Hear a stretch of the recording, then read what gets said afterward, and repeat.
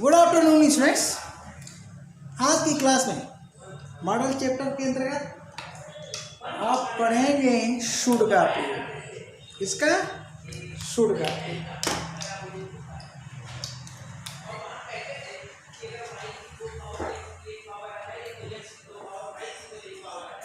Use of should in English grammar.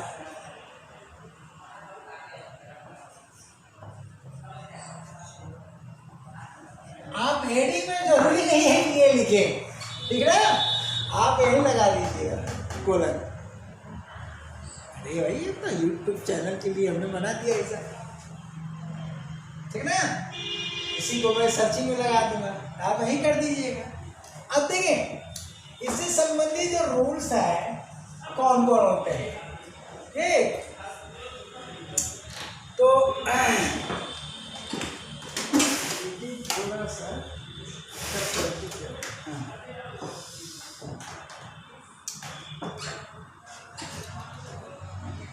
सबसे most important rule होता है डायरेक्ट से इनडायरेक्ट नरेशन में परिवर्तन के दौरान।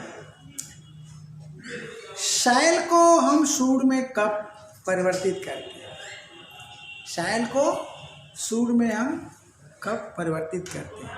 अगर शैल से शुड हम बनाते हैं तो मीनिंग क्या होती है, ये सबसे इम्पॉर्टेंट रूल होता है। इसके अलावा बहुत से रूल्स हैं, इसमें बहुत इम्पॉर्टेंट मॉडल है शुड, ठीक ना। तो देखें अगर रिपोर्टिंग वर्ब क्या है, अगर आपका रिपोर्टिंग वर्ब पास्ट टेंस किसमें है, इन पास्ट टेंस, इसमें है पास्ट टेंस में, तो रिपोर्टिंग वर्ब पास्ट टेंस में हो, ठीक। तो डायरेक्ट से इनडायरेक्ट बनाते समय रिपोर्टेड स्पीच में मौजूद आई और वी के साथ शुड को, किसके साथ मौजूद, रिपोर्टेड स्पीच में मौजूद क्या, या रिपोर्टेड स्पीच में प्रयुक्त शुड जो आई और वी के साथ प्रयुक्त हो को आप शैल को शुड में, फिर से हम बोल दे रहे हैं, चलिए रिपीट कर दे रहे हैं। यदि रिपोर्टिंग वर्ब पास्ट टेंस में हो और रिपोर्टेड स्पीच में आई अथवा वी के साथ शैल का प्रयोग किया गया हो तो डायरेक्ट से इनडायरेक्ट में परिवर्तन के दौरान शैल को शुड में चेंज कर दिया जाता है, बशर्ते। अब देखिए इस पर ध्यान देना, ये नोट करना आपको, बशर्ते स्पीकर भी आई आविक भी हो, इसका ध्यान देना, ये खास नियम है। जनरली रूल क्या है, रूल पढ़ा देते हैं लोग कि शैल को शुड में बदल देते हैं, हर जगह बदलोगे ना तो फंस जाओगे। स्पीकर कहीं थर्ड पर्सन का है ना तो फंस जाओगे। तो ये नरेशन में भी हम आपको पढ़ाएंगे। अब चूँकि क्या है जी शुड का चैप्टर है तो शैल से शुड में परिवर्तन हम करते हैं। ये रिपोर्टिंग वर्ब पास्ट टेंस में पहली सर, और जो स्पीकर है हमारा, ध्यान दीजिएगा, स्पीकर हमारा क्या हो, स्पीकर भी आई आब्लिक भी हो, और रिपोर्टेड स्पीच में भी हम लिख लीजिएगा, रिपोर्टेड स्पीच, रिपोर्टेड स्पीच में क्या हो, आई आब्लिक भी प्लस शैल। ध्यान दीजिए, आगे से हमको कोई मतलब नहीं है, ठीक ना। जनरली यहाँ होगा बेयर इन्फिनिटिव, क्या होगा तो लिख देता, क्या होगा भैया, बेयर इन्फिनिटिव, ठीक है ना। तो बेयर इन्फिनिटिव हो प्लस अदर वर्ड्स हो, तो क्या करेंगे आप, इस को ये रिपोर्टेड स्पीच में कहाँ है, डायरेक्ट नरेशन में, कहाँ पर है, डायरेक्ट नरेशन में। तो इनडायरेक्ट बनाते समय यहाँ पर हम शुड कर देते हैं। अब देखिए यहाँ पर शुड का वही अर्थ निकलता है जो शैल का होता है। इसका मतलब ये हुआ कि shall equal to should equal to गा गी गे होगा। ये स्पष्ट सुन लीजिए। कहा डायरेक्ट से इनडायरेक्ट, बहुत सबसे इंपॉर्टेंट रूल और सबसे टफ रूल यही है, ठीक ना। तो सारी शर्तें आपके सामने हैं, हो गया ना। इसको नोट कर लीजिएगा। एक लाइन में फिर मैं बता देता हूँ। यदि रिपोर्टिंग वर्ब पास्ट टेंस में हो और रिपोर्टिंग वर्ब का स्पीकर फर्स्ट पर्सन हो तो रिपोर्टेड स्पीच में आई आर्लिक वी के साथ प्रयुक्त शैल को शुड में बदल दिया जाता है। कब? डायरेक्ट से इनडायरेक्ट नरेशन के परिवर्तन के दौरान। ऐसी दशा में शुड का वही अर्थ होता है जो शैल का होता है, और यहाँ पर वह अर्थ होता है गा गी गी। स्पष्ट है एकदम। तो हम एग्जाम्पल दे देते हैं, ठीक है जी।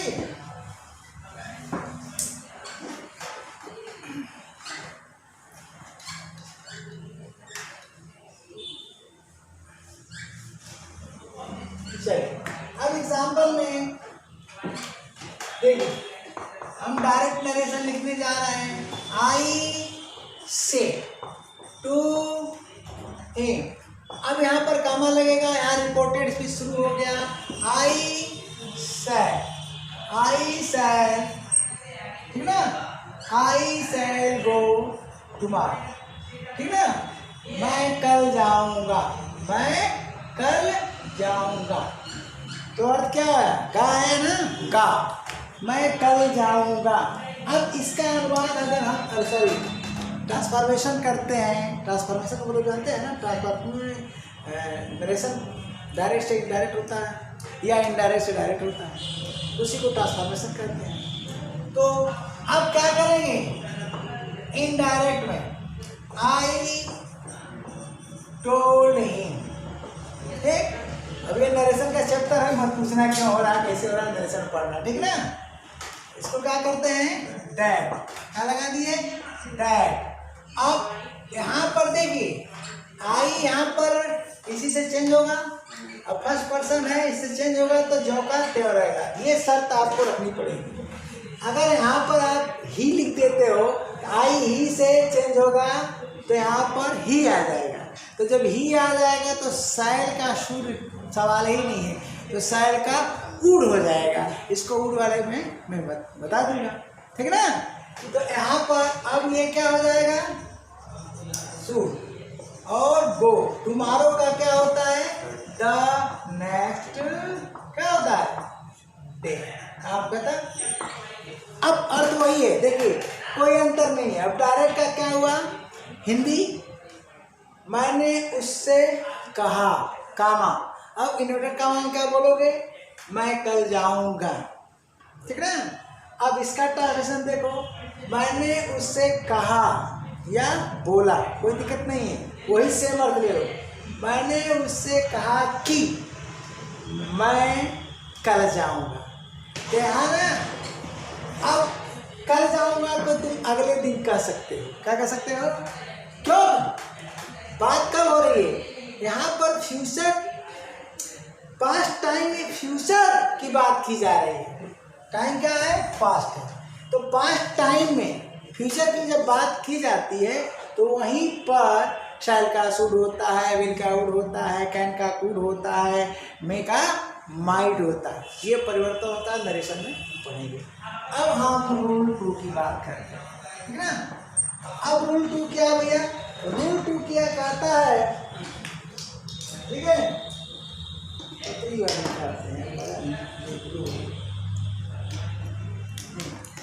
रूल 2 कहता है कि शुड का प्रयोग, ध्यान दीजिए, शुड का प्रयोग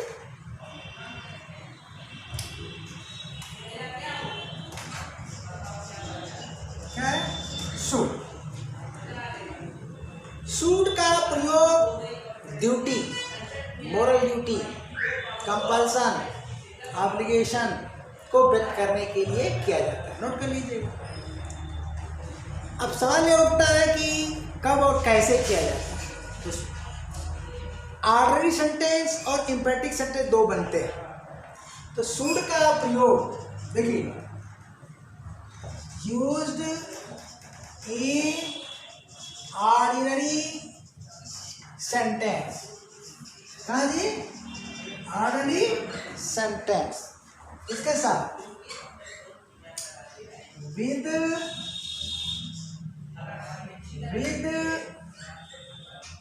आई वी, किसके साथ करेंगे आप, आई और वी के साथ, ठीक ना। शुड का प्रयोग ऑर्डिनरी सेंटेंस में आई और वी के साथ किया जाता है, क्या करने के लिए,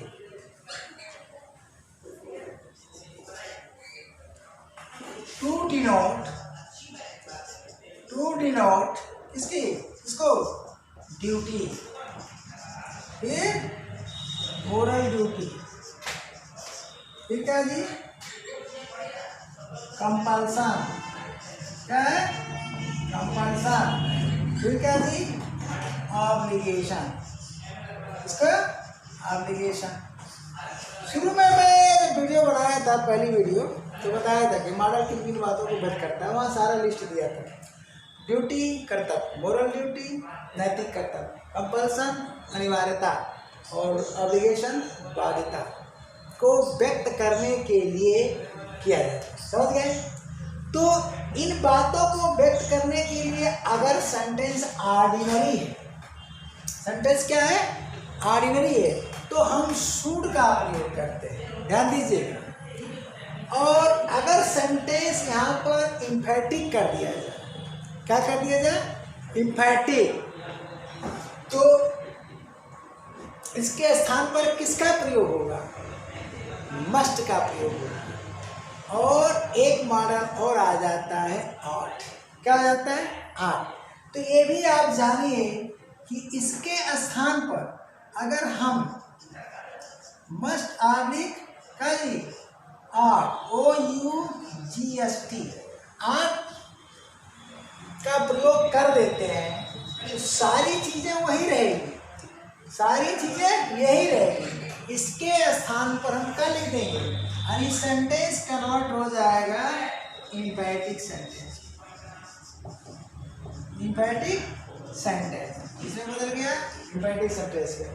अब समझ गए होंगे आप, क्या समझोगे।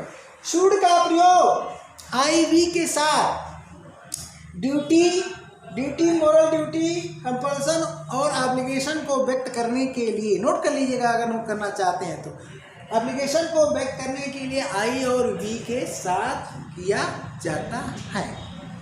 यदि ऐसे वाक्यों में मस्ट ऑब्लिक आर्ट का प्रयोग कर दिया जाए तो सेंटेंस ऑर्डिनरी से बदलकर एम्फेटिक बन जाता है। नोट कर लीजिएगा लेक्चर सुन करके, क्योंकि हर चीज़ को लिखेंगे तो वीडियो बहुत लंबी हो जाएगी, ठीक ना। तो ये जो चीज़ है, अब इसमें हम कुछ एग्जाम्पल देते हैं आपको।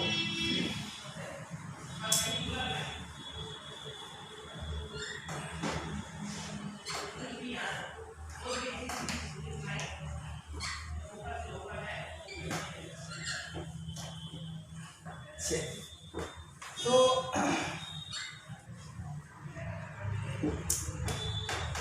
फॉर एग्जाम्पल हम कहते हैं कि वी शुड, क्या कहते हैं, वी शुड, ठीक ना,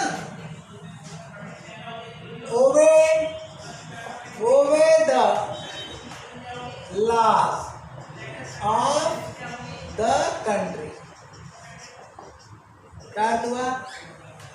हाँ, एक चीज और बता दे रहा हूँ, यहाँ पर जो शुड का अर्थ होगा इस नियम में चाहिए, यानी चाहिए के अर्थ में प्रयुक्त होगा। क्या अर्थ होगा, चाहिए। तो अब बताइए क्या अर्थ हो रहा है, हमें देश के कानून का पालन करना चाहिए, पालन करना चाहिए। अब इसके स्थान पर ये सेंटेंस क्या हुआ भैया, ऑर्डिनरी सेंटेंस क्या हुआ, ऑर्डिनरी, क्या हुआ, ऑर्डिनरी सेंटेंस हुआ, ठीक। अब सवाल ये उठता है ऑर्डिनरी सेंटेंस है किस बात को व्यक्त कर रहा है, बताइए, ड्यूटी है, मोरल ड्यूटी है, ऑब्लिगेशन है, कंपल्सन है। तो कानून का पालन करना है, कराना, भाई करेंगे तो हम, कराना किसका काम है? गवर्नमेंट का। अगर नियम न बनाया जाए तो पब्लिक तो करवे नहीं करेगी, नियम के बाद भी तोड़ती रहती है। इसका मतलब हुआ कंपल्सन ऑब्लिगेशन। क्या है ये? बोलिए, कंपल्सन, कंपल्सन, कंपल्सन ऑब्लिगेशन। क्या हुआ जी? ऑब्लिगेशन हुआ। क्या हुआ? ऑब्लिगेशन हुआ। ड्यूटी में नहीं आएगा, ड्यूटी में नहीं आएगा। अब सेंटेंस आपका ऑर्डिनरी है, ठीक। अब हम क्या करते हैं, यहाँ पर बी मस्ट कर देते हैं, बी मस्ट, ठीक ना, ओबे कर देते हैं और सेम चीज को हम उतार देते हैं, ठीक। बोलिए उतार देंगे, उतार लेंगे, इतना तो समझ गए ना? उतार दें तो भाई कहेंगे सर जी क्या खींच डाले, तो चलिए उतार दिया। The last of the country, भाई समय भी तो बचाना है, ठीक है। हो गया। अब बताइए सेंटेंस क्या हो गया?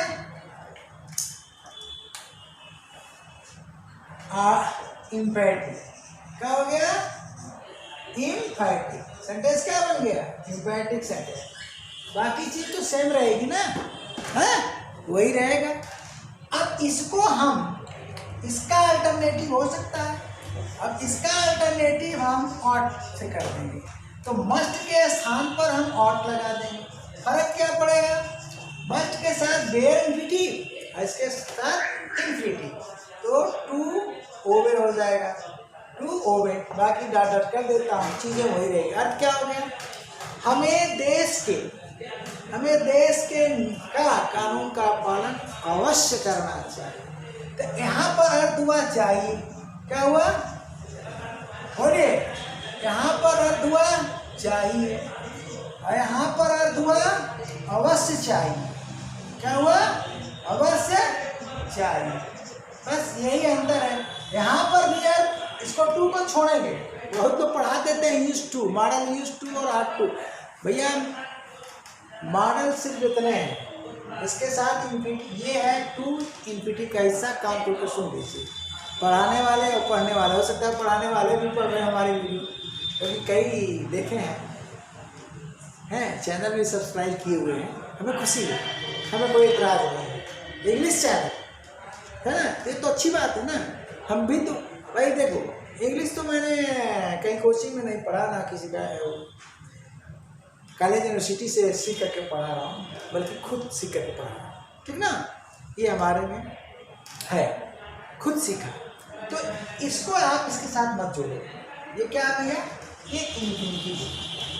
बस नियम याद करो, नियम ये याद करो कि मस्ट के साथ बेयर इन्फिनिटी, ये क्या भैया?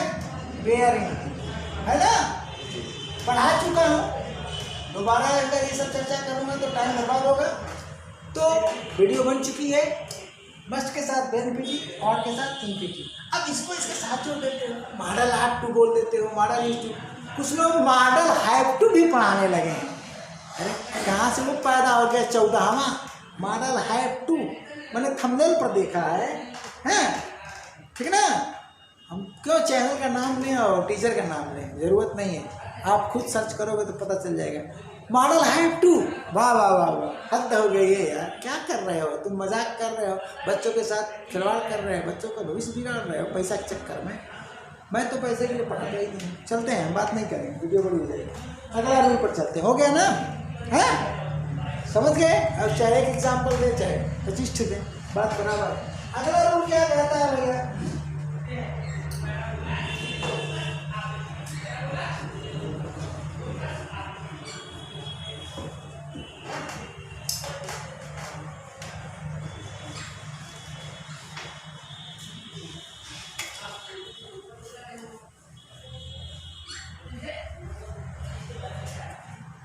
अब देखिए अगले रूप में आप क्या करेंगे?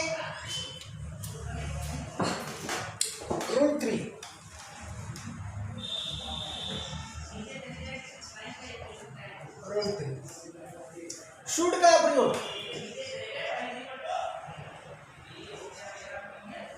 ठीक है ना।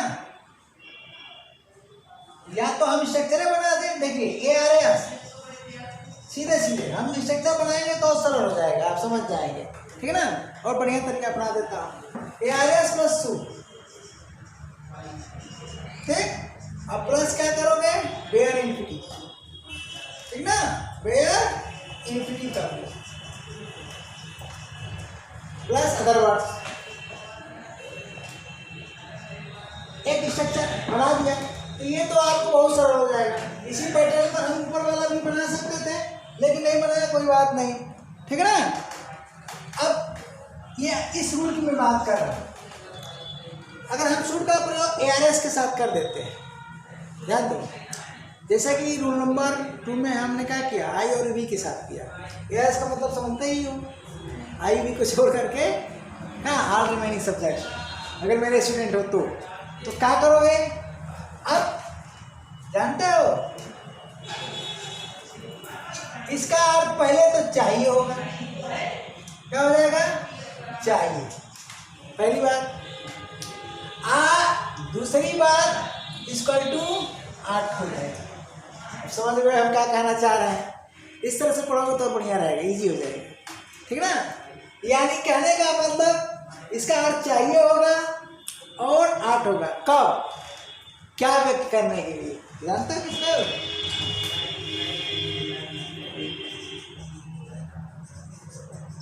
Denotes ordinary advice, ordinary advice oblique suggestion.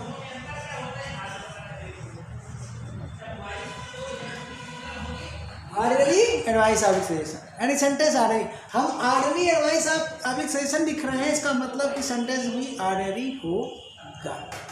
Okay, अब चलो, अगर इसके स्थान पर हम मस्ट का प्रयोग कर दें, इसका करते हैं मस्ट का, ठीक है, तो क्या हो जाएगा, आप बना लेना स्ट्रक्चर, अब पूरा कर लेना, तो सेंटेंस जानते हो क्या हो जाएगा, डिनोट्स इम्फैटिक, क्या हो जाएगा, इम्फैटिक एडवाइस ऑब्लिक सजेशन, क्या हो जाएगा, हो गया बस। तो पहला जो रूल 2 था, आई बी के साथ तुमने सूट लगाया ड्यूटी मोरल ड्यूटी के लिए, वहाँ पर ARS नहीं लगा पाओगे। अगर जैसे उसमें ARS लगाओगे तो ड्यूटी मोरल ड्यूटी को नहीं बताएगा, फट से यहाँ आ जाएगा, एडवाइस ऑब्लिक सजेशन बन जाएगा, रूल 3 बन जाएगा, ठीक है। अब मैं दिखा दे रहा हूँ तुमको, देखो इस स्ट्रक्चर को वहाँ भी बना सकते हैं रूल 2 में, यहाँ क्या कर देना है, आई ऑब्लिक भी कर देना, ठीक है ना। तो पढ़ाने का बहुत से तरीके होते हैं, जैसे टीचर को कोई रट कर थोड़ी पढ़ाना है नकल करके, जैसे मूड में आया वैसे पढ़ा दिया, मैं तो वैसे ही करता हूँ, प्लेटफॉर्म पर जब खड़ा होता हूँ जैसे मुझे आता है वैसे ही पढ़ाना शुरू कर देता हूँ, ठीक है ना। तो चलिए, तो हम बेटर से बेटर तरीका परोसना चाहते हैं, ये और ईजी हो गया कि नहीं जी। अब चाहे इतिहास की तरह लिख लो अपने ढंग से, और चाहे इसे समझ लो। तो अब चलो क्या किया भैया, एग्जाम्पल मैं देता हूँ। हम कहते हैं कि वी शुड क्या, रेस्पेक्ट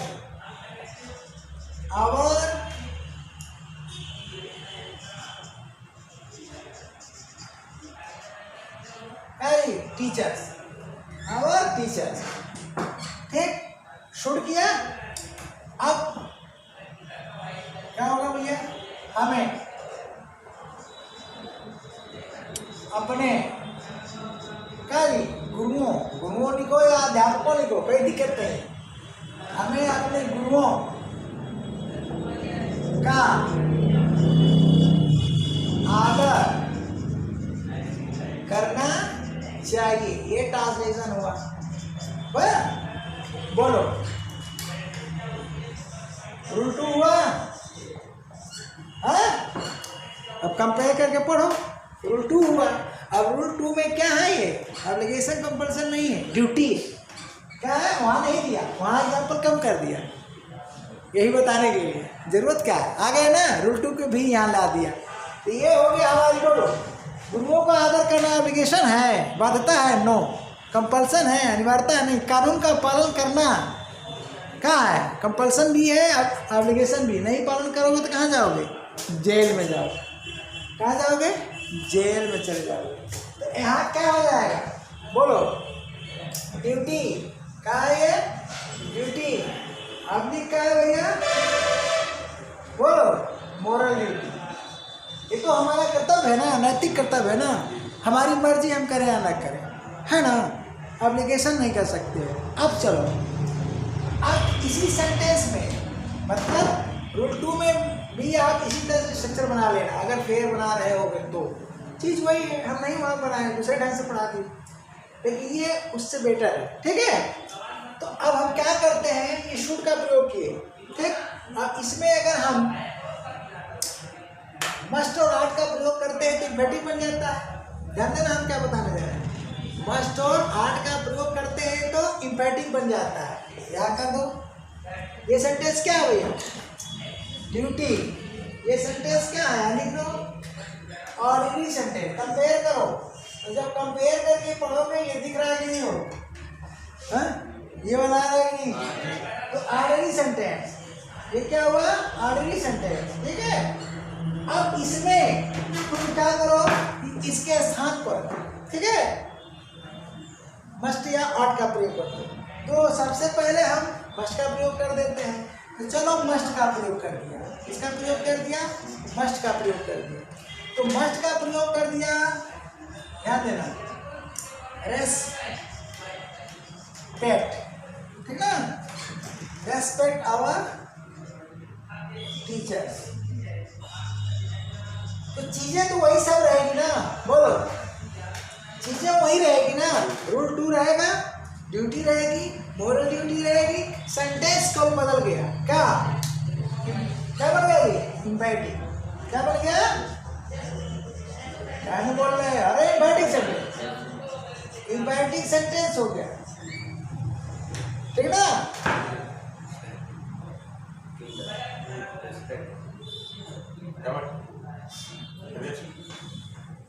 अच्छा जल्दीबाजी में हो गया होगा ना, हाँ, ऊपर तो यहाँ लिखा गया है, ठीक है, ध्यान देना क्यों गलत रहेगा, ठीक ना, रेस्पेक्ट, ठीक ना, रिस्पेक्ट आवर टीचर्स। अब देखो यहाँ पर क्या हो गया, करना चाहिए, इसमें क्या हो जाएगा, बोलो, अवश्य करना चाहिए, क्या करना चाहिए, अवश्य करना चाहिए, करना चाहिए, सेंटेंस क्या बन गया, इम्पेरेटिव, समझ गए।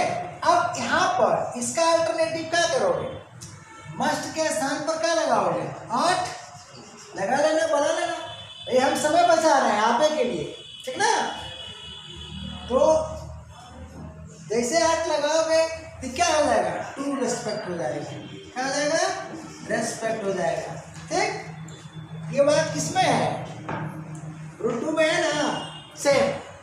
तो यहाँ पर क्या हो गया, ऑर्डिनरी की जगह, अब मैं दिखाता हूँ तुमको, अब इसको दिखाने के लिए हमें ऊपर चलना पड़ेगा, ठीक है, कि ये रूल 3 में कैसे आ रहा है, रूल 3 में कैसे आ रहा है, तब क्या हो रहा है।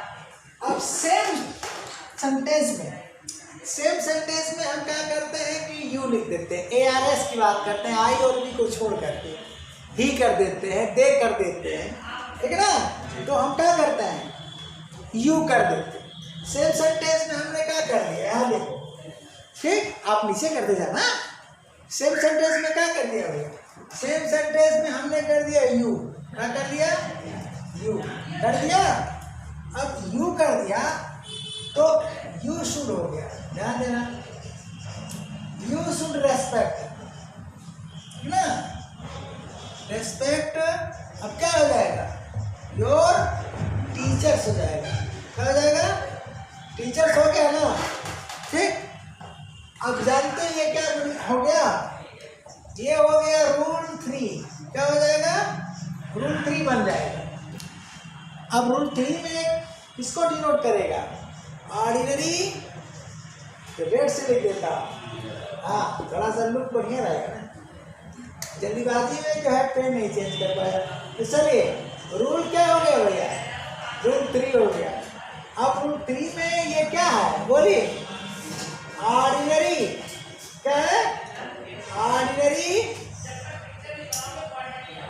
एडवाइस है, ऑर्डिनरी एडवाइस, आदि क्या है, सजेशन है, ओके सजेशन है, समझ गए। तो यहाँ पर जो इसका अल्टरनेटिव जानते होगा, और इसका अल्टरनेटिव क्या होगा, इसका अल्टरनेटिव ओ 8 हो जाता, तो यू 8। अब देखना यहाँ पर रूल 2 में 8 जो है मस्ट का अल्टरनेटिव है, और रूल 3 में 8 शुड का अल्टरनेटिव है। गजब की बात है, ध्यान रखना, ठीक ना। क्या बताया, रूल 3 में 8 मस्ट का अल्टरनेटिव इंपैटिक सेंटेंस बनाता है, और रूल 3 में 8 शुड का अल्टरनेटिव है ऑर्डनरी सेंटेंस बनाता है। ऑर्डनरी एडवाइस ऑब्लिक सजेशन का मतलब ऑर्डनरी सेंटेंस। तो यहाँ पर क्या हो जाएगा बोलो, रेस्पेक्ट हो गया, हाँ, और योर अर्थ क्या हुआ, टीचर। बाकी चीजें तो वही रहेगी ना, बोलो हाँ। अब इसको एम्फैटिक बनाने के लिए अर्थ क्या है, तुम्हें, ठीक है, तुम्हें। हम लोग जनरली अपने का प्रयोग करते हैं, हम हमारे गुरु, सही हिंदी है, तुम तुम्हारे गुरु, सही हिंदी है। लेकिन बोलचाल में हम लोग क्या करते हैं, अपने शब्द का प्रयोग करते हैं। तो तुम्हें क्या करोगे, अपने गुरुओं, ठीक ना जी, गुरुओं का आदर करना चाहिए, ठीक है, अवश्य नहीं लगेगा, चाहिए। अर्थ क्या है हमारा, चाहिए। तो 8 का भी अर्थ चाहिए, ठीक। यहाँ पर 8 का अर्थ क्या है बोलिए, जो मस्ट का है, ठीक है। अब यहाँ हम क्या करते हैं, इम्फैटिक बनाना चाहते हैं। तो इम्फैटिक जब हम बनाएंगे तो मस्ट का प्रयोग कर देंगे, क्या कर देंगे, मस्ट का प्रयोग कर देंगे। तो क्या हो जाएगा, यू मस्ट हो जाएगा, यू मस्ट रेस्पेक्ट, ठीक, डॉट डॉट डॉट कर लीजिए। अब अर्थ क्या हो जाएगा, तुम्हें अपने गुरुओं का आदर का अवश्य करना चाहिए, क्या हो जाएगा, अवश्य करना चाहिए। तो अगर आप स्टूडेंट हो तो ये तो सही समझ ही जाओगे। तो अब देखो, अवश्य करना चाहिए, हमने सेंटेंस पूरा लिखा नहीं, इंग्लिश वाला, ठीक ना, लिखते रहा हूँ, you must respect your teachers, लिख दिया। अब ये सेंटेंस क्या बन गया, इम्पैटिक एडवाइस, क्या बना, हाँ इम्पैटिक एडवाइस बन गया, इम्पैटिक एडवाइस बन गया, एडवाइस ऑब्लिक क्या, सजेशन बन गया। तो अब आप रूल 1 और 2 का अंतर आप समझ गए ना, क्या बन गया भैया, है। तो क्या खास पाए, दोनों रूल को अगर मिलाया जाए क्या खास पाए, समझ गए, ये सजेशन है कि नहीं। सेम सेंटेंस में हम क्या चेंज कर रहे हैं, सब्जेक्ट सेम सेंटेंस में, तो आई और वी लगा रहे हैं, तो ड्यूटी पर ड्यूटी की बात कर रहा है, ऑब्लिक क्या एप्लीकेशन की बात कर रहा है, कंपल्सन की बात कर रहा है। और जैसे हमने ARS का प्रयोग कर दिया, यानी आई वी को छोड़ करके सेस ऑल रिमेनिंग सब्जेक्ट की बात कर रहा है, यू लगा दिया, तो वही सेम सेंटेंस किसमें चेंज हो गया, एडवाइस ऑब्लिक सजेशन में। अब वहाँ पर जो इम्पैटिक हम बना रहे हैं केवल मस्ट बन रहा है, जबकि रूल 2 में इम्पैटिक बना रहे हैं तो मस्ट और आर्ट दोनों से बन रहा है, जब है।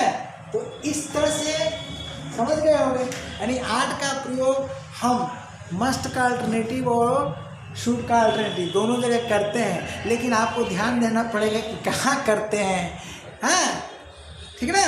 तो शुड का जब वो अल्टरनेटिव होता है तो ऑर्डरी एडवाइस ऑर्डरी सजेशन होता है, और जब मस्ट का अल्टरनेटिव होता है तो वो imperative duty, moral duty, obligation है, कंपल्सन होता है। तो दोनों रूल्स को क्या करिएगा, कंपेयर कर लीजिएगा। अब हम रूल 4 पर चलते हैं, नहीं तो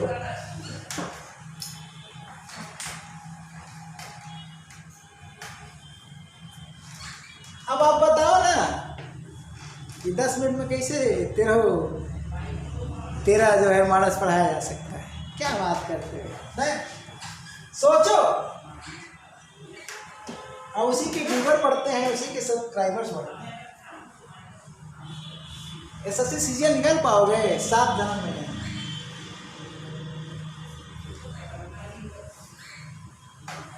हाँ, सीखने के लिए थोड़ा बहुत नॉलेज देने के लिए वो काम दे देगी, लेकिन एग्ज़ाम कंपटीशन बीट करने के लिए तो हम रूल 4 की बात करते हैं। अब चलिए रूल 4 क्या कहता है, ठीक ना। रूल 4 की चर्चा जो है बिल्कुल वीडियो में हो चुकी है, लेकिन यहाँ भी करना बहुत जरूरी है। क्या जी, शुड का देखिए यहाँ पर हम स्ट्रक्चर ही बना देते हैं, तो स्ट्रक्चर से थोड़ा सा आपको और इजी हो जाएगा। स्ट्रक्चर बना दिया एआरएस का, आईवी का नहीं। तो एआरएस का प्रयोग आप करते हो, ध्यान देना,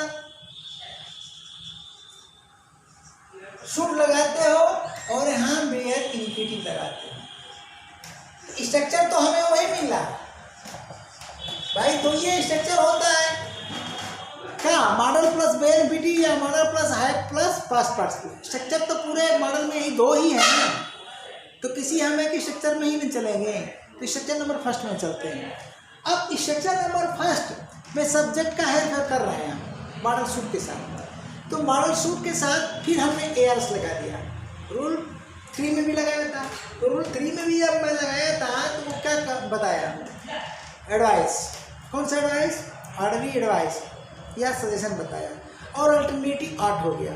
अब यहाँ पर देखिए 2 अर्थ होगा, यहाँ पर अदर वर्ड्स लिख देते हैं, क्या है, अदर वर्ड्स लिख देते हैं। तो स्ट्रक्चर हमने बना दिया है, ओके। चलिए स्ट्रक्चर से थोड़ा सा आपको और सरल हो जाएगा। ये जानते हैं क्या, ये स्ट्रक्चर किसने बनाया, गेज ऑब्लिक एजम्पशन। देखिए किसको, डिनोट्स क्या जी, गेज, आगे एजम्पशंस, क्या है, एजम्पशन ऑब्लिक प्रोबेबिलिटी, ठीक ना, प्रोबेबिलिटी। ध्यान दीजिएगा 3 चीजें निकाल, गेस अनुमान, एजम्पशन कल्पना, और प्रोबेबिलिटी। जहाँ प्रोबेबिलिटी की बात करेंगे वहाँ पर शुड का अल्टरनेटिव विल हो जाएगा। क्या हो जाएगा, विल हो जाएगा। तो यहाँ पर ये 2 अर्थ देगा। क्या देगा भैया, पहला अर्थ दे रहा है चाहिए, क्या दे रहा है, चाहिए, क्या दे रहा है, चाहिए। और दूसरा अर्थ दे रहा है गे, ठीक। तो गागेगी के अर्थ में इक्वल टू विल हो जाएगा। क्या हो जाएगा, इक्वल टू विल हो जाएगा। तो स्वतंत्र रूप से अगर सेंटेंस में लिखते हो तो 2 ट्रांसलेशन हो गए, एक चाहिए के अर्थ में, एक गागेगी के अर्थ में, ठीक। तो अगर विल के साथ अल्टरनेटिव करके लिखते हो तो एक ही अर्थ हो गया, केवल एक अर्थ। एग्जाम्पल ले लो, देखो विल के चैप्टर में यानी विल की वीडियो में बता चुका हूँ, ठीक ना, ये रूल आ चुका है। हम कहते हैं कि ही, ध्यान देना, ही शुड बी, ठीक ना, इन सेम सेंटेंस लेता हूँ, क्लास, सेम सेंटेंस इसलिए ले रहा हूँ कि आपको क्या खोजने में सुविधा, पढ़ने में सुविधा। अब देखिए यहाँ हम शुड लगाते हैं स्वतंत्र रूप से, और ट्रांसलेशन क्या होगा,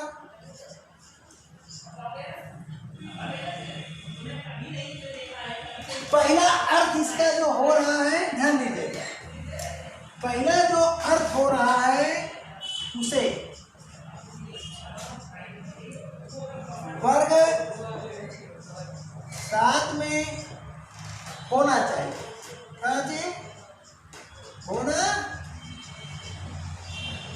चाहिए, ठीक है, उसे वर्ग साथ में होना चाहिए।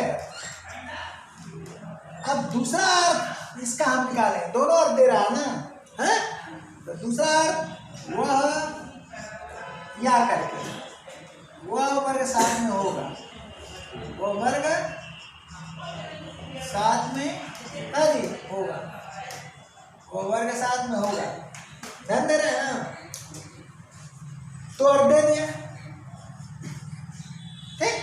अब चलिए, तो जब शुड का हम स्वतंत्र रूप से प्रयोग कर रहे हैं तो दो अर्थ लिख दे रहे हैं, दोनों सही है अपनी जगह। मैंने लिखाया कि इस अर्थ में ये क्या हो जाएगा, इसका अल्टरनेटिव विल हो जाएगा, इक्वल टू विल हो जाएगा।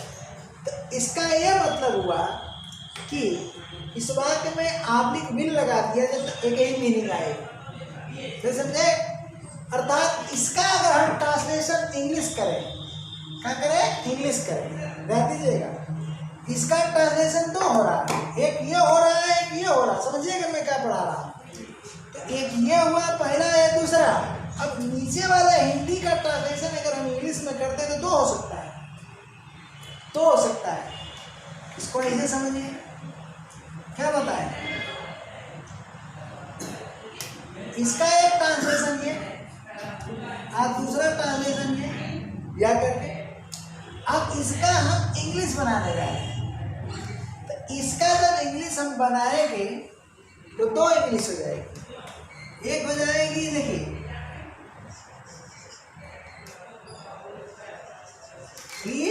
शुड, इधर आएगा कि नहीं, नीचे हो नहीं आ पाए, एक लाइन में आएगी बस, नहीं तो कोई बात नहीं, कहीं डाल देते हैं।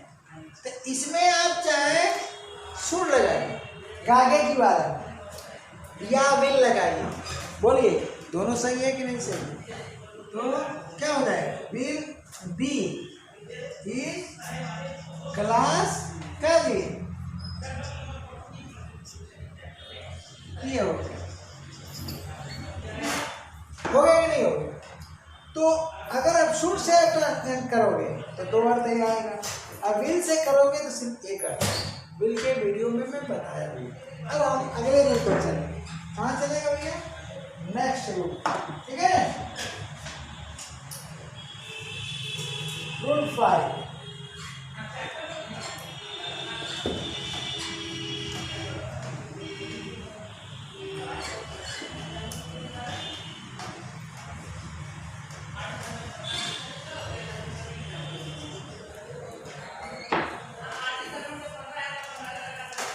चलो रूल 5 में हम क्या कर रहे हैं, देखो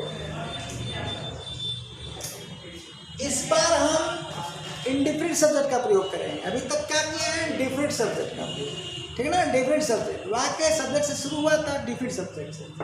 अब यहाँ पर हम इंट्रोडक्टरी देयर का प्रयोग कर रहे हैं, इंट्रोडक्टरी देयर, सब वीडियो मिलेगी, देयर पर ही पर इंतजार करना पड़ेगा।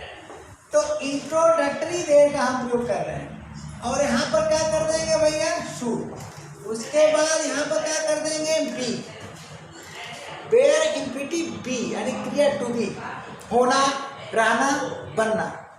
वीडियो बढ़ चुकी है ना, वर्ड पर पढ़ डालिए। अब यहाँ पर इंडिफिनिट सब्जेक्ट क्या होगा, क्या होगा, इंडिफिनिट सब्जेक्ट। स्ट्रक्चर हमें लगा कि स्ट्रक्चर ही, प्लान मेरा कुछ दूसरा था, लेकिन जब पढ़ाना शुरू किया तो दूसरा हो गया, बदल गया। ये हमको अच्छा लगा, हमको लगता है आपको भी अच्छा लगेगा। तो क्या हो जाएगा भैया, ठीक है ना,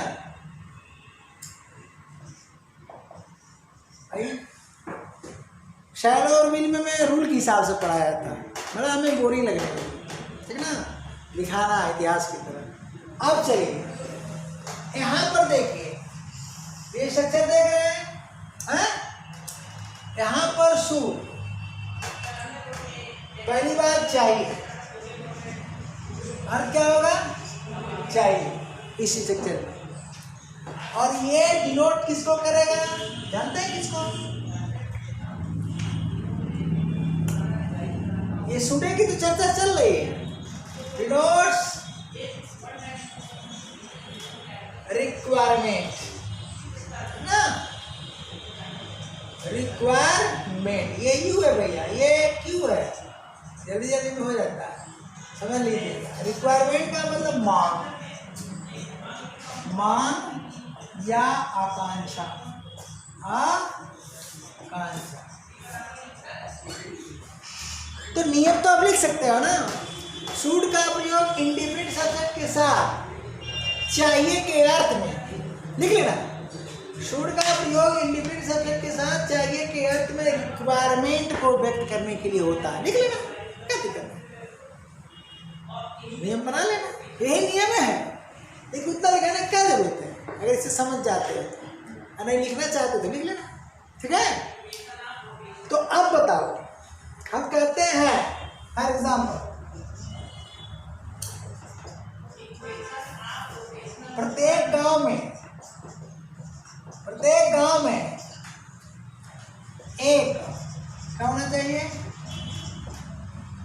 अस्पताल होना चाहिए, अस्पताल होना चाहिए। बोलो रिक्वायरमेंट है कि नहीं? तो रिक्वायरमेंट है तो हम क्या लिखेंगे, बोलो देयर, उसके बाद शुड, उसके बाद बी। इंडिफिनिट सब्जेक्ट क्या है हमारा, एक अस्पताल और हॉस्पिटल। इन बोलो भैया, एवरी विलेज। सेंटेंस क्या है हमारा, रिक्वायरमेंट। सेंटेंस क्या है ये, ऑर्डिनरी सेंटेंस क्या है, बोलिए, ऑर्डिनरी सेंटेंस क्या है, ऑर्डिनरी सेंटेंस। ठीक, अगर इसे इम्पेरेटिव बनाना है, क्या ये सेंटेंस क्या है यार, लिख लो। रिक्वायरमेंट तो है, रिक्वायरमेंट तो है, लेकिन ऑर्डिनरी समान, दम नहीं है। अब थोड़ा दम लगा दो तो क्या कर दो, मस्ट कर दो, तो क्या हो जाएगा, इम्पेरेटिव। क्या हो गया, इम्पेरेटिव सेंटेंस। इस तरह से आप मस्ट भी पढ़ते चल रहे हो, ठीक है ना।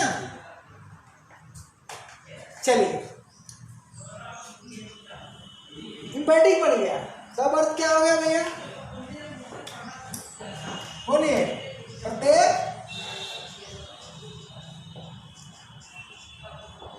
गांव में डॉट डॉट डॉट काली अवश्य होना चाहिए।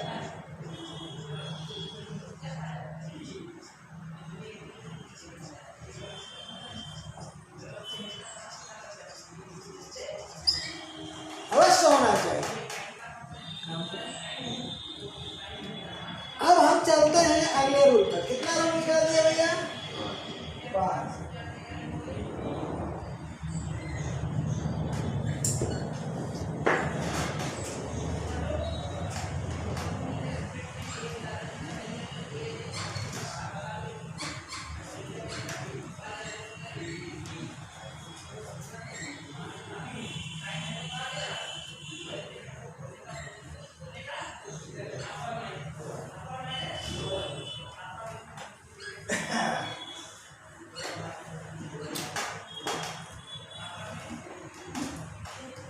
चलिए रूल नंबर 6, ठीक है।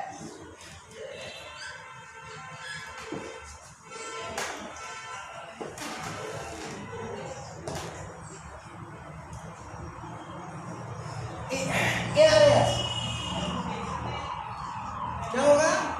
ARAS प्लस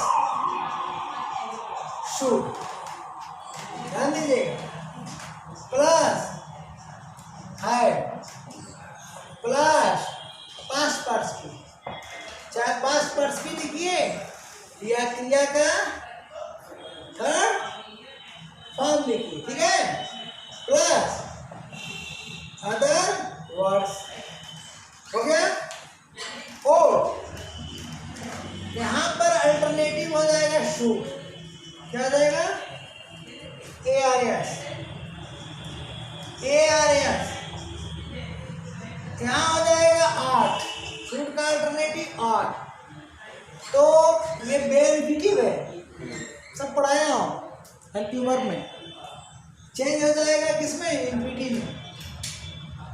तो प्लस क्या हो जाएगा? टू है, क्या हो जाएगा?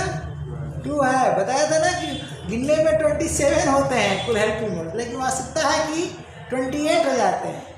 ये फर्स्ट फॉर्म नहीं है, ये फर्स्ट फॉर्म नहीं है, first form has oblique have, ये बे इन्फिनिटिव है, इसीलिए ये चेंज हो जा रहा है, ठीक है। बाकी हो गया पीपी, और यहाँ पर थर्ड फॉर्म प्लस अदरवाइज। अब बताइए, देखे ना, अब हम पूरे स्ट्रक्चर की बात करें, क्योंकि इस स्ट्रक्चर में अकेला क्या जी, सूर्य आठ अकेला चना, क्या कहते हैं, अकेला चना बाहर नहीं फोड़ता है, अकेला ये न सूर्य ही कुछ कर पाएगा ना आटा ही कुछ कर पाएगा, ठीक ना। क्योंकि इसमें क्या आ गया, ये चीज आ गई। लेकिन यहाँ पर आपको फोकस तो उसी पर करना है, सूर्य आर्ट पर, किस पर करना है? देखिए स्ट्रक्चर को लेकर, पूरे स्ट्रक्चर की बात। तो इस स्ट्रक्चर से क्या होता है, देखिए यह स्ट्रक्चर का रिमार्क कर लीजिए, रिमार्क कर लीजिए और यहाँ पर नोट कर लीजिएगा क्या बोल रहा हूँ। यदि ड्यूटी, मोरल ड्यूटी, ऑब्लिगेशन या कंपल्शन के चलते पास्ट टाइम में कोई कार्य पूर्ण होने को था, क्या नोट करेंगे? पूर्ण होने को था लेकिन पूर्ण न हो सका, तो उपयुक्त स्ट्रक्चर का प्रयोग किया जाता है। क्या किया जाता है भैया? उपयुक्त स्ट्रक्चर का प्रयोग किया जाता है, ठीक है ना।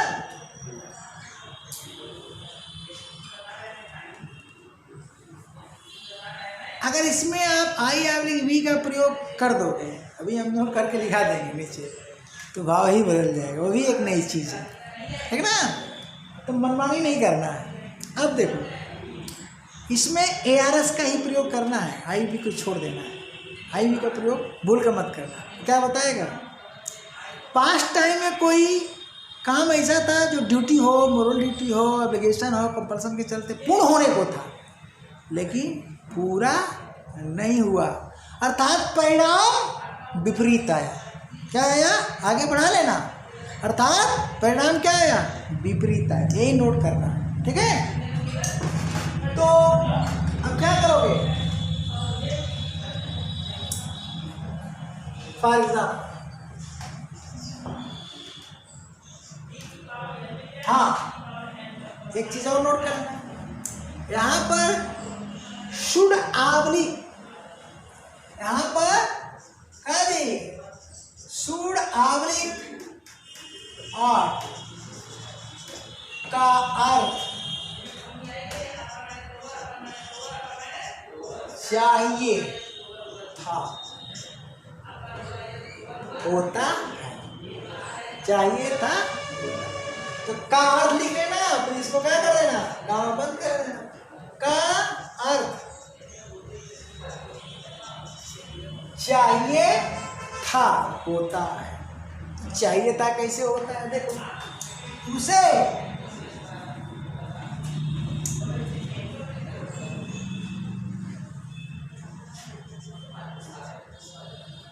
अब तक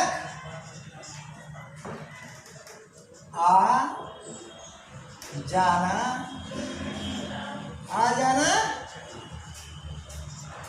चाहिए था।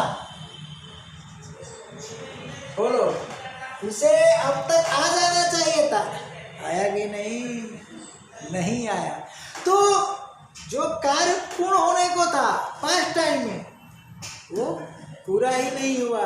रिजल्ट हुआ कि वो समय से पहुंचा ही नहीं, किंतु क्या भाव दिया, रिजल्ट क्या है, किंतु नहीं आया, नहीं ये है, नहीं ये है इसका। हाँ जी, हाँ, तो रिजल्ट तो यही है ना। इस स्ट्रक्चर का विशेष मतलब हो, ट्रांसलेशन क्या हुआ भैया, ही है ना। तो ही कहाँ करोगे, शुड, हैड, कम।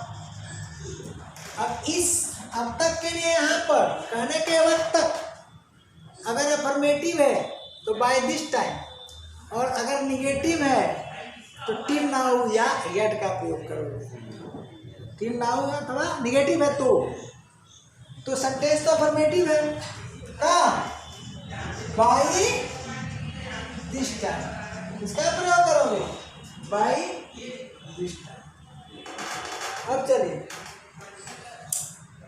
यहाँ पर क्या कर दोगे, ही की जगह आर का, उसके बाद टू है, बाकी क्या करो,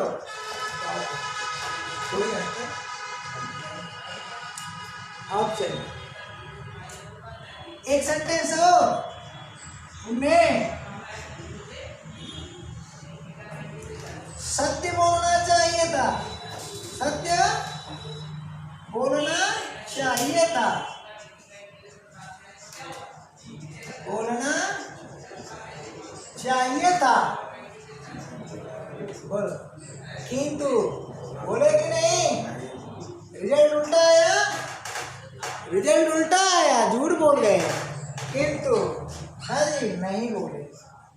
बात यही है, नहीं बोले क्या मतलब यार, सत्य नहीं बोले, बहुत समझ रहे हैं ना, इतना समझ लेना, किंतु सत्य नहीं बोले क्या मतलब, सत्य नहीं बोले। अब बोलो रिजल्ट उल्टा आ रहा है कि नहीं आ रहा है, क्या करोगे, दे, ठीक ना, दे शुड है क्या, स्पोकन,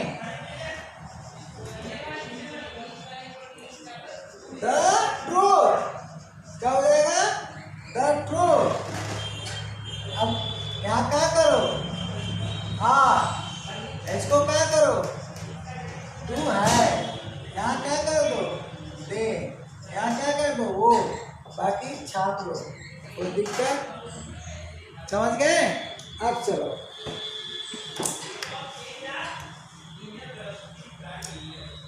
ऐसे सेंटेंस में जरूरी नहीं कि हमेशा अफर्मेटिव ही बने, निगेटिव भी नहीं, यानी शुड नॉट भी वही बात डिनोट करेगा जो शुड डिनोट करता है। मतलब शुड है ये स्ट्रक्चर किसको डिनोट कर रहा है, ड्यूटी, मोरल ड्यूटी, जो पास्ट टाइम में नहीं हुआ, ऑब्लिगेशन या कंपल्सन, जो भी आप समझो, भाई समय से पहुंचना क्या है, उसका ड्यूटी समझो, मोरल ड्यूटी समझो, ऑब्लिगेशन समझो, कंपल्सन समझो, ये तो स्पीकर जाने हैं। और सत्य बोलना क्या है भैया, ये तो ड्यूटी मोरल ड्यूटी है, लेकिन पहुंचने वाला हम नहीं बता पाएंगे कि ड्यूटी है कि मोरल ड्यूटी है कि ऑब्लिगेशन है कि कंपल्सन है कि नहीं। हो सकता है कंपल्सन हो, सकता है ड्यूटी हो, लेकिन यहाँ क्या है, बोलो ड्यूटी है, सत्य बोलना ड्यूटी है, ऑब्लिगेशन नहीं। सत्य बोलने के लिए किसी को आप बाध्य नहीं कर सकते, समझा भैया, ये सब अंतर समझना। अब देखो क्या बताने जा रहे हैं,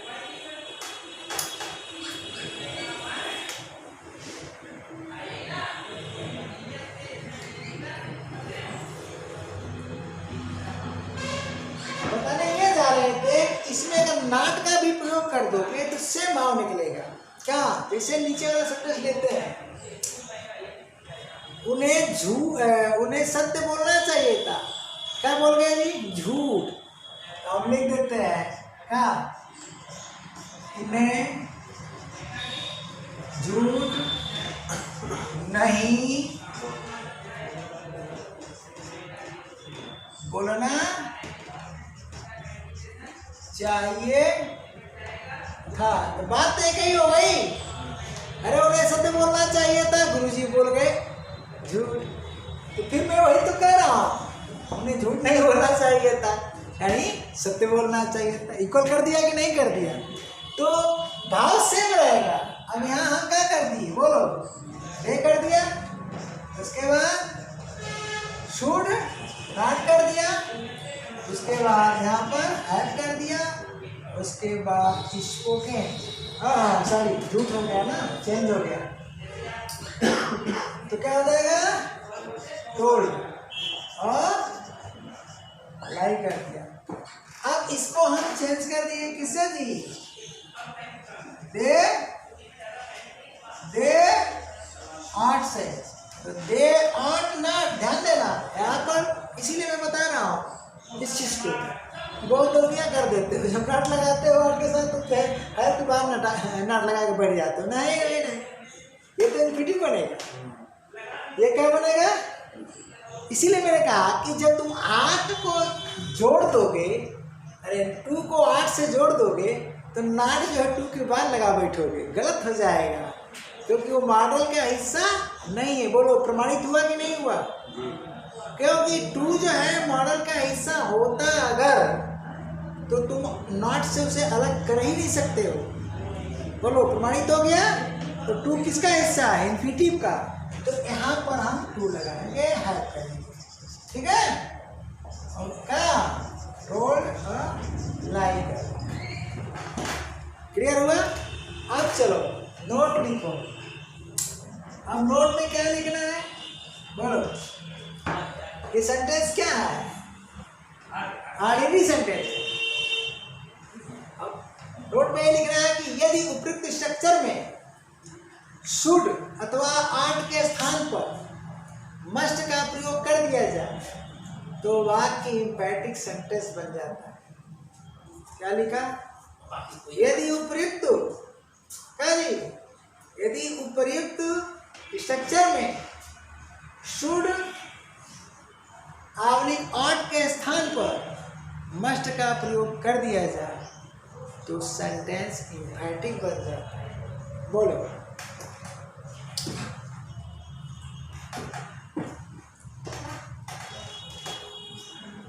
क्या किया जी? एक ही बनाएंगे ना। आठ का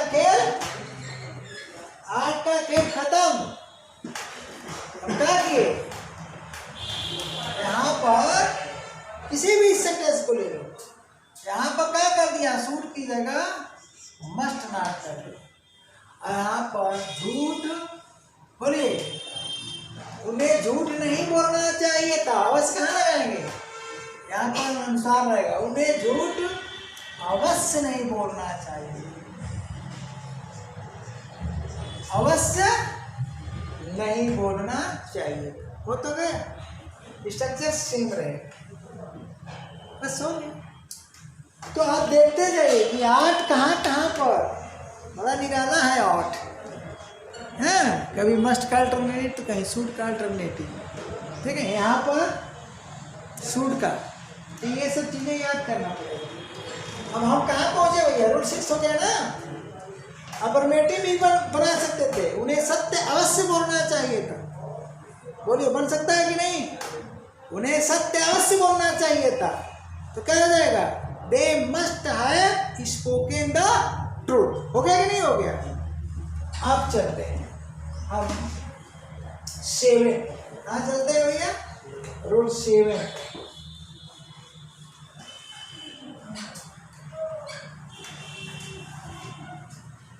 तो रूल 7 की बात हम करते हैं। तो रूल 7 क्या कहता है? देखिए, कुछ वाक्य कैसे भी आएंगे तो क्या रहेंगे? Conditional complex sentence. ध्यान दीजिएगा। तो if equal to should equal to यदि,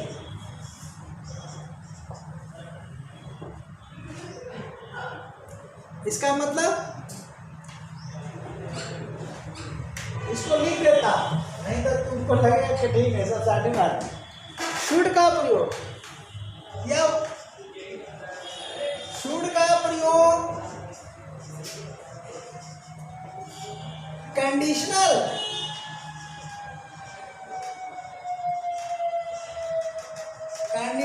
कॉम्प्लेक्स सेंटेंस में, कंडीशनल कॉम्प्लेक्स सेंटेंस में इफ क्या लिखो, यदि क्या लिखोगे, यदि।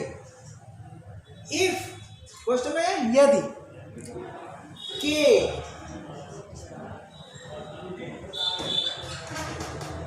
भाव को, के भाव को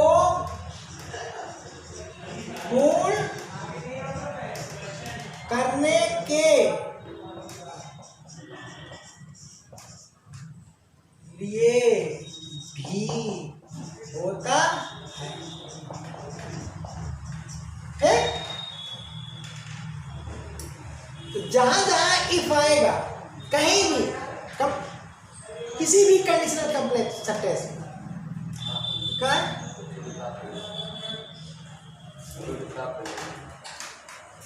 हाँ शुड का प्रयोग, सुधारना क्या लिखा भैया, शुड का प्रयोग। चलिए, शुड का प्रयोग कंडीशनल कॉम्प्लेक्स सेंटेंस में, ठीक ना। वीडियो लंबी होती तो इधर भी प्यास लग जाती है। क्या समझते हैं, तुम देख नहीं पाते हो और यहाँ जा रहे में तुम्हारे लिए पसीना निकल गया। शुड का प्रयोग कंडीशनल कॉम्प्लेक्स सेंटेंस में इफ अर्थात यदि के भाव को पूर्ण करने के लिए भी होता है। तो किसी भी कंडीशनल कॉम्प्लेक्स सेंटेंस में जहां भी इफ आएगा ना, इफ से क्या होता है, कंडीशन को व्यक्त किया जाता है। तो वहां पर इफ की जगह शुड आ जाएगा, कोई दिक्कत नहीं है। कुछ वाक्य दे देता हूं, जैसे देखिए,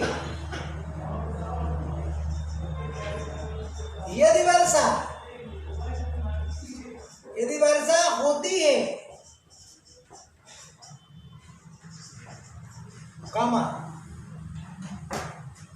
तो मैं बाहर नहीं जाऊंगा, मैं बाहर नहीं जाऊंगा। ये ट्रांसलेशन है।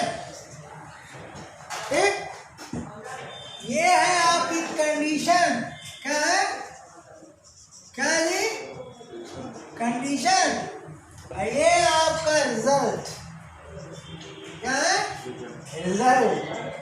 सेंटेंस क्या है, क्या नाम पड़ा, कंडीशन। पहली बात की कॉम्प्लेक्स सेंटेंस है। अब देखिए, कंडीशन है सबऑर्डिनेट क्लास और रिजल्ट है प्रिंसिपल क्लास। इसलिए बता दे रहा हूं कि आगे भी धमाका होने वाला है। किसमें जी, अरे कंजक्शन क्लास में यार कोई टॉपिक कमजोर नहीं मिलेगा आपको, ये जान लीजिए। कोई भी टॉपिक इंग्लिश ग्रामर का होता है ना कि कुछ टीचर का जो है एक टॉपिक मजबूत है, दूसरा क्या है कमजोर है। मेरे साथ सरस्वती की कृपा से ऐसा नहीं है। तो एक टेबल दिखा रहा हूँ आपको। ये हो गया क्या, कंडीशन। यानी सबऑर्डिनेट क्लास में कंडीशन को व्यक्त किया जाता है, अब प्रिंसिपल क्लास में रिजल्ट को व्यक्त किया जाता है। अब बताइए, सेंटेंस एससी प्लस पीसी मिलकर क्या बनता है, कॉम्प्लेक्स। और कॉम्प्लेक्स सेंटेंस में एससी किसको बता रहा है, कंडीशन को, इसलिए इसका नाम पड़ा कंडीशनल कॉम्प्लेक्स। क्या पड़ा जी, नाम पड़ा कंडीशनल कॉम्प्लेक्स सेंटेंस। तो भैया पढ़ो क्या, क्यों, कैसे, क्यों किया, क्या है इंग्लिश लैंग्वेज अर्थात भाषा विज्ञान।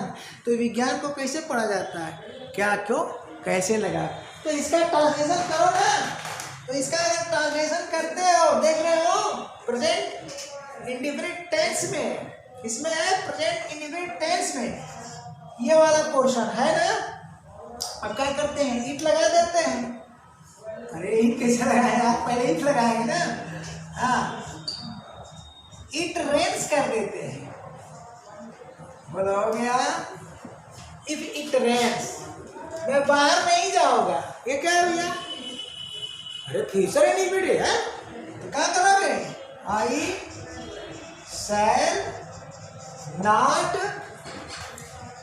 गो, बोलो आउट, काम खत्म हो गया, रिजल्ट आ गया। अब बताइए,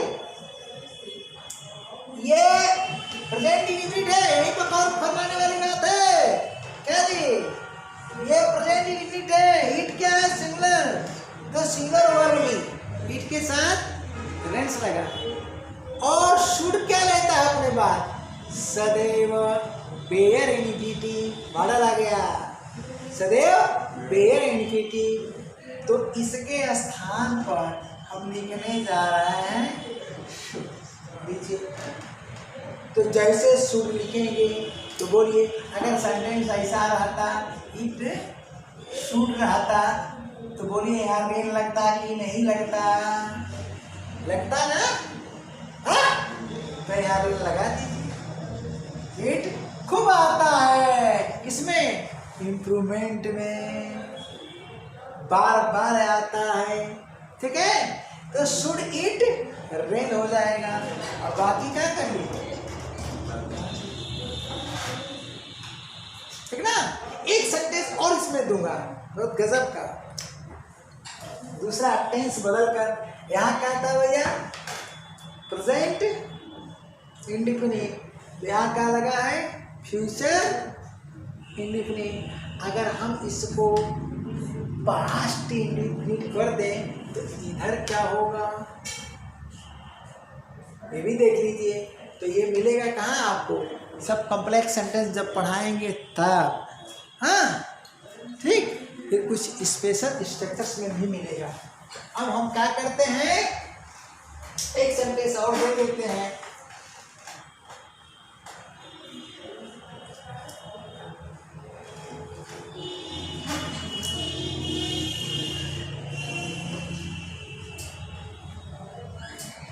देखिए, अब इस बार इंग्लिश से हिंदी, ठीक ना। इफ ही, हम बिकेम कर देते, इसके साथ क्या कर दिया, पास्ट इंडिफिनिट लगा। If he became a doctor, ठीक। अब यहाँ वाले सेंटेंस में क्या था, प्रेजेंट इंडिफिनिट के साथ फ्यूचर इंडिफिनिट। अब यहाँ पास्ट इंडिफिनिट है, ध्यान दीजिएगा, क्या है, पास्ट इंडिफिनिट। इतना तो आपको आना चाहिए, मौखिक सुनना चाहिए। तो इधर भी पास्ट इंडिफिनिट ही आएगा। तो पास्ट इंडिफिनिट आएगा तो किसी भी सब्जेक्ट के साथ उड़े लगेगा, शुड नहीं लगेगा। तो पास्ट इंडिफिनिट ये आ गया। अब इसके बाद देयर इंडिफिनिट क्या आ जाएगा, सर्व द, बोलिए भाई, सीख हो जाएगा। क्या हो जाएगा, सर्व द सीख हो जाएगा। ये स्ट्रक्चर होता है। तो यानी प्रेजेंट इंडिफिनिट के साथ प्रिंसिपल क्लास क्या आएगा, फ्यूचर। अब पास्ट के साथ पास्ट, ये भी पास्ट इंडिफिनिट, ये भी पास्ट इंडिफिनिट। अब यहाँ पर हम शुड का प्रयोग करने जा रहे हैं। तो शुड क्या लेता है भैया, बेयर इंडिफिनिट। यानी ऐसे अगर रहता क्या, ही शुड रहता तो बोलिए यहाँ क्या आता, बिकम रहता कि नहीं रहता, बोलिए बिकम रहता कि नहीं रहता, रहता तो यहाँ बिकम कर दीजिए। अरे खूब न पूछा जाता है परीक्षा में, बहुत गजब का क्वेश्चन है। इम्प्रूवमेंट स्पार्टिंग दोनों में बहुत आता है ये स्ट्रक्चर। बाकी क्या करिए, उतार दीजिए। इस तरह से क्या हुआ, शूट विधि विधान से दिया, ठीक ना। शूट के जितने फंक्शन थे कंप्लीट। एक आध फंक्शन और है कॉम्प्लेक्स सेंटेंस में, देखिए, ठीक है ना। शूट का प्रयोग, कई मिनट की वीडियो हो गई है?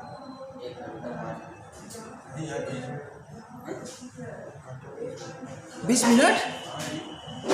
तो अब 16। हाँ, तो मेन फुल दे दिए हैं। अब कॉम्प्लेक्स सेंटेंस वगैरह जब पढ़ाएंगे तो एक जगह और शूट का प्रयोग होता है, मॉडल, अरे वो कंजक्शन इन केस के स्थान पर। कहाँ पर? कंजक्शन इन के केस के स्थान पर, ठीक ना। तो वहाँ पर भी वो क्या यदि का ही भाव देता है तो चीज़ें आएंगी, वहाँ बता दिया जाएगा, ठीक ना। वैसे तो मैंने पूरा समेट दिया है इंग्लिश लैंग्वेज को, पूरा समेट करके कर दिया। अब कैसे 12-13 मिनट में सब पढ़ाया जाएगा मैं नहीं जानता हूँ भैया। तो आगे तक के लिए बोलिए, स्टूडेंट है, नमस्कार करूँ, बोलिए सब्सक्राइब करने के लिए रिक्वेस्ट करूँ, घंटी बजाने के लिए रिक्वेस्ट करूँ, जवाब दीजिए। कुछ समझदार हो, हैं, सीख रहे हो, कंपटीशन देना है, नौकरी पाना है, सोचो। Thank you.